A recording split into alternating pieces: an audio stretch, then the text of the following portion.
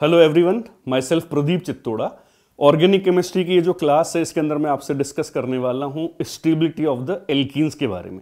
बच्चों, stability of the alkene काफ़ी ज़्यादा इंपॉर्टेंट फिनोमिना है। इससे डायरेक्टली भी एग्जामिनेशन में क्वेश्चन पूछ लिए जाते हैं और कभी कभार जब आप एलिमिनेशन रिएक्शंस करते हैं तो उसके अंदर सेडजेफ रूल लगाया जाता है और सेडजेफ रूल के अंदर भी अल्टीमेटली जो डिसीजन लिया जाता है वो एल्कीन्स की स्टेबिलिटी के हिसाब से लिया जाता है।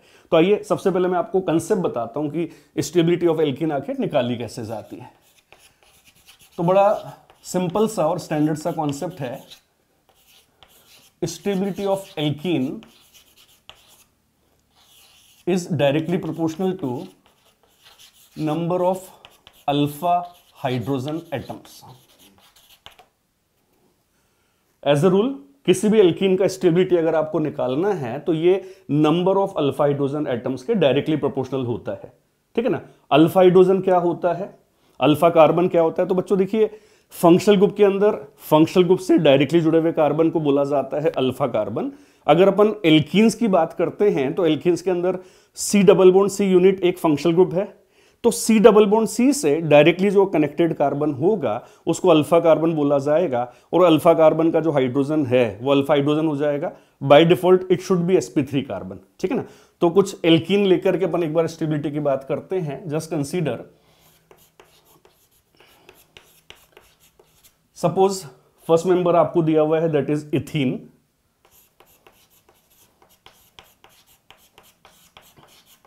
सपोज सेकेंड मेंबर भी आपको दिया हुआ है दैट इज प्रोपीन।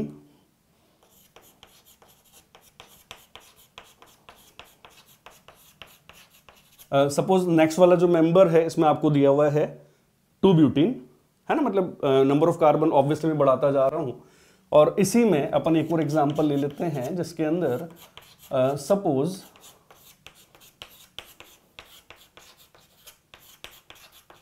ये जो मिथाइल है इसका नंबर काफी ज्यादा बढ़ा करके मैंने दिया हुआ है।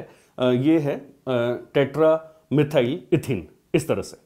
ओके, तो आपके सामने 4 अलग अलग प्रकार के एल्कीन है और आपसे स्टेबिलिटी के बारे में पूछा जा रहा है। तो जैसा मैंने आपको बताया कि आपको अल्फा हाइड्रोजन एटम पे फोकस करना है। इसके अंदर इटसेल्फ एल्कीन है, कोई अल्फा कार्बन नहीं है, तो अपन लिख देंगे alpha hydrogen is equal to 0। इसके अंदर ये तो हो गया C डबल बॉन्ड C, तो डायरेक्टली कनेक्टेड कार्बन हो जाएगा ये वाला। This is alpha carbon. Alpha carbon पर जितने हाइड्रोजन है ये क्या हो जाएंगे, अल्फा हाइड्रोजन। तो अल्फा हाइड्रोजन हो जाएंगे बच्चों यहाँ पे 3। नेक्स्ट वाले एग्जांपल की अगर बात कर लूं तो C डबल बॉन्ड C से डायरेक्टली जुड़ा हुआ carbon, this is alpha and this is also alpha. तो अल्फा हाइड्रोजन का total number 3 + 3 which will be is equal to 6। और लास्ट वाले एग्जांपल की अगर अपन बात कर लें तो इसके अंदर C डबल बॉन्ड C से directly connected carbon alpha carbon और अल्फा कार्बन के हाइड्रोजन क्या हो जाएंगे, अल्फा हाइड्रोजन। तो टोटल कितना हो गया, 6 + 6 which will be is equal to 12। तो आई होप आंसर आप समझ गए होंगे। Number of alpha hydrogen increase होता जा रहा है ना। 0 से बढ़कर के 3 हो गया तो स्टेबिलिटी इंक्रीज होगा, 3 से बढ़कर के 6 हो गया तो स्टेबिलिटी इंक्रीज होगा, और इसी तरह से अगर 6 से बढ़कर के 12 हो गया तो स्टेबिलिटी अल्टीमेटली सबसे ज्यादा हो जाएगा। ठीक है।